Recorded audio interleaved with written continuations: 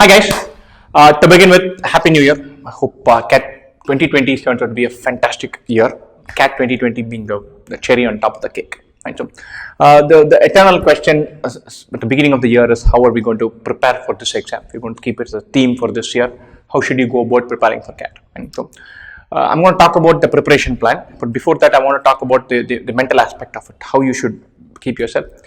Optimism pays off. And that's a big theme we have for ourselves this year. I'm striving to be more optimistic myself. So I'm going to say optimism pays off. And so pessimism is cool. It's chic. It's nice. And you can get the best lines. You can turn on the sarcastic filter and you're the cool dude. But pessimists sometimes don't put themselves out often enough. They don't go into the unknown because they want the security blanket of things don't go well. They can always say, I thought as much.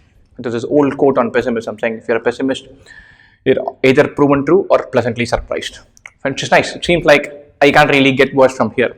But very often, pessimism prevents you from striking out there, than exploring, than just putting yourself out there in the face of uncertain outcomes. And this entire CAT preparation gig is filled with uncertain outcomes.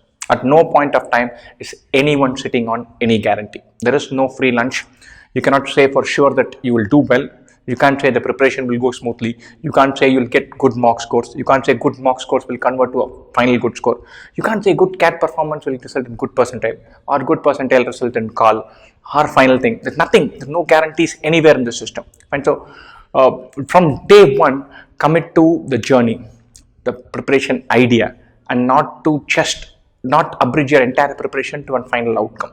And so outcome-based motivational gigs are dangerous, and so because it's uncertain, I don't know whether it's going to happen. And it's like you can have a fitness regime based on working out and eating well. If you have a fitness regime based on losing X kilos in Y weeks, then you're asking for trouble. You'll do funnier things and more edgy things, but not necessarily the one that you can keep at for a long time. And if you're starting early, then that's a massive advantage. But from day one, you should remember this is a marathon, not a sprint. Fine. So you have to have your conditioning very clear. And so drawing out a schedule, having optimism, making sure that you enjoy the journey, those kind of behavioral traits are way more important than having a timetable and sticking to it. Fine. So what should your timeline look like? How should you plan this preparation? We never tire of saying this. Preparation has 3 phases. Step 1 is the phase 1 is the learning fundamentals. Phase 2 is doing a lot of practice. Phase 3 is mocks. These 3 components, there will be significant overlaps on time. And so you should start taking a few mocks in Feb, March, it doesn't matter, throw it in. But what is phase 1 about? The learning part. So learn everything from fundamentals. Learn the simplest ideas. Talk about, if you're doing LRDI, talk about market share, revenue shares, percentage growth, percentage decline. Get comfortable with fractions, decimals, and percentages. Get comfortable with thinking in terms of 4/5 if you're talking about down 20%.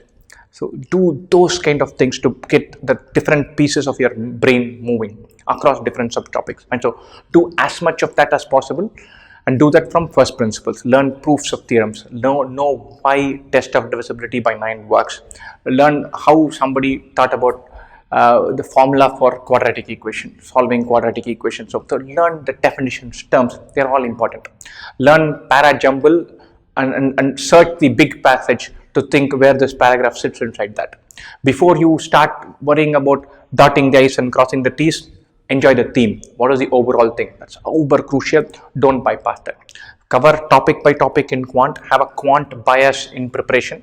Essentially because there are lots of topics in quant. There is no such syllabus for LRDI. There's nothing beyond reading for VARC, but quant can overwhelm you. So have a quant bias in your first phase, but learn everything from first principles. Do not bypass fundamentals. Make sure you learn the whys in each of the ideas and not just the hows of the processes. Fine. So how to solve a quadratic equation is simple.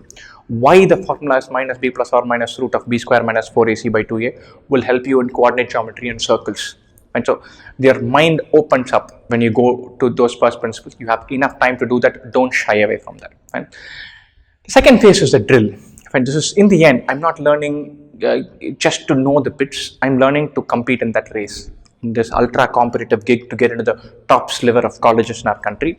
We'll be kidding ourselves if you said that speed is not important. But speed is not about doing any one thing quickly. It's about getting to the best methods really quickly, doing lots of processes automatically. When your brain does not stop to figure stuff out because it has done that thing many times over. The simplest idea I can tell you is if you're going from your house to your office or your college and your standard route on your bike, you switch off and you can travel at top speed.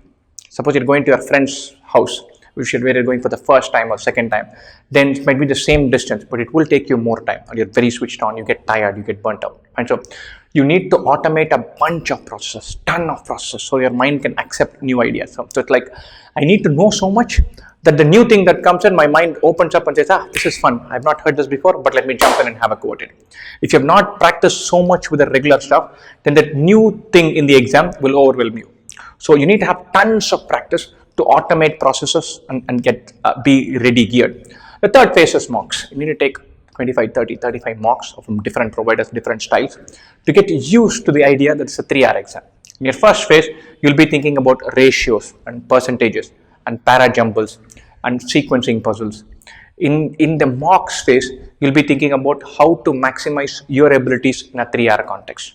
All the training that goes before has to take a step back, and you need to have an overall view of the exam. You need to evaluate your strengths and where you stand, and that's a massive part of the journey. So don't push that out too far. And so the one example I never tire of stating over and over again is our own good old Sir MS Dhoni. And so skill to skill, talent to talent, ability to time the ball or play the cover drive or sweep or reverse sweep or whatever it is that you consider, there are probably 30 batsmen better than him in India.